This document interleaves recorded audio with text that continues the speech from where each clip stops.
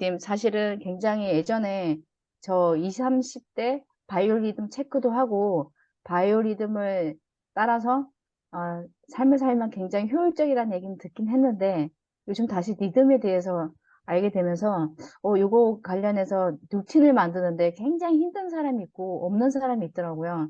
근데 생각보다 아침형 인간이 있고 저녁형 인간이 있대요. 올빼미족이 따로 있다고 하는데 그게 유전자 연구를 하신 분에 의하면 대대로 다 아침형 인간이 될 수 없다고 하거든요. 그래서 그 리듬을 찾아가는 게 되게 중요한데 굳이 저녁형 인간인데 아침형 인간을 만들기 위해서 자기를 닥달하고 고민하고 왜 나는 안 되는 인간인가 이런 자책보다는 자기 리듬을 찾아가는 게 굉장히 중요하다고 바이오리듬이 얘기하는데 일단 이분은 아침형 인간에 맞추어서 지금 얘기를 하고 있거든요. 다 얘기하는 건 아닌데 인간의 기분과 의욕은 순간과 상황에 따라 높아지기도 하고 가라앉기도 하는데 이것의 평균을 내보면 일정한 기준선이 나타난대요. 그래서 이 기준점을 토대로 하루 동안 파도처럼 오르락 내리락. 그래서 이 리듬이 있는데 이게 리듬이 자연스러운 거래요. 모든 지구에 살아있는 모든 생명체는 이 리듬에 따라서 생체 리듬이 달라진다고 하는데 생체 리듬에 따라서 1시간 단위로 발휘할 수 있는 능력이 달라진대요.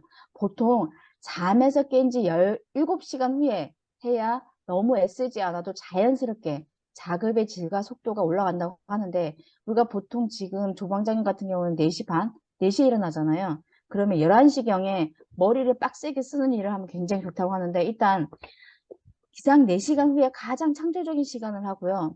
그 다음에 기상 6시간 후에는 단순 업무를 빠르게 처리하는 시간. 즉 말해서 손이나 이런 걸 움직이는 시간. 그래서 뭐 영업하는 사람들 같으면 사람을 만난다든지 뭐 회의를 한다든지 이런 시간을 쓰시고요. 그 다음에 기상 11시 후에는 일을 말끔하게 깔끔하게 마무리하는 시간. 정리하는 시간. 음악을 듣고 휴식을 취하면서 다이어리에 뭔가를 적고 이렇게 기도를 한다든지 이런 게 필요하다고 합니다.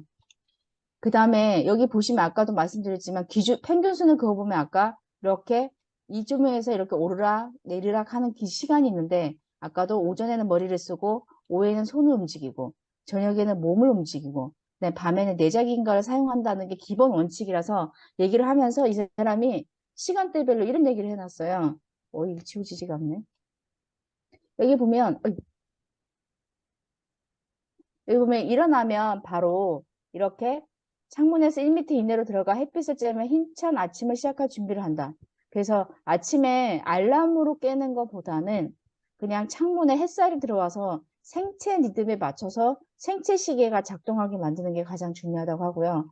아침 첫 시간에는 아침 일기를 쓰면 행동력이 향상된다. 그래서 그 스터디언이라고 해서 그 신윤중 박사가 운영하는 고용성 박사랑 하는 그 팀에서는 PDS라고 해서 그 다이어리를 만들 때 아침에 일기를 쓰든지 아니면 저녁에 전날에 내가 무엇을 할지를 쓰고 난 다음에 아침에 일어나서 활동을 하면 그 행동력이 배가가 된다고 하거든요.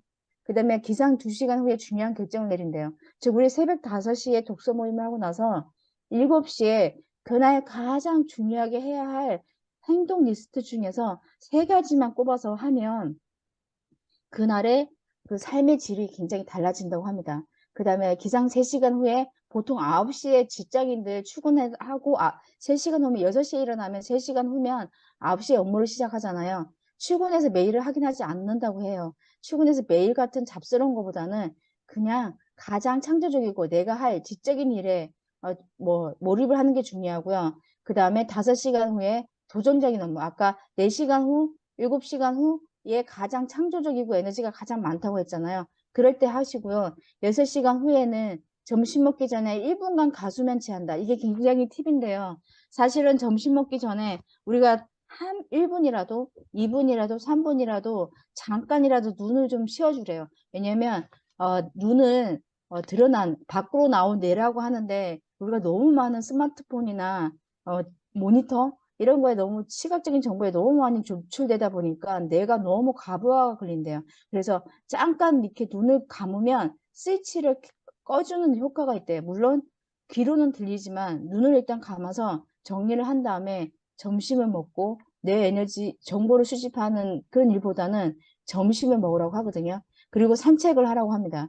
그리고 기상 7시 후 오후 시간대는 눈과 손을 움직일 수 있는, 즉 말해서 몸이 움직이는 일을 찾아서 서류 작성이나 아니면 책상 정리를 한다든지 사람을 만나러 간다든지 이런 일을 하면 되게 좋다고 하고요. 그래서 이렇게 시간대별로 있는데 저는 가장 또 중요한 게 기상 13시간 후에 마지막 잠들기 전에 가장 잠재의식에 다가갈 수 있는 시간인데 그때 침실 조명을 조절해서 빛의 양을 줄이고 샤워를 한다든지 1시간 전에 자기계발 공부를 하면 지식이 머리에 잘 저장된대요. 그래서 이게 혹시 눈이 너무 필요하신 분은 오디오 녹음되어 있는 책을 듣는다든지 자기 목소리를 녹음한 걸 들어가면서 잠을 자면 그게 잠재의식에서 계속 되풀이 되면서 그게 가동이 된다고 하거든요.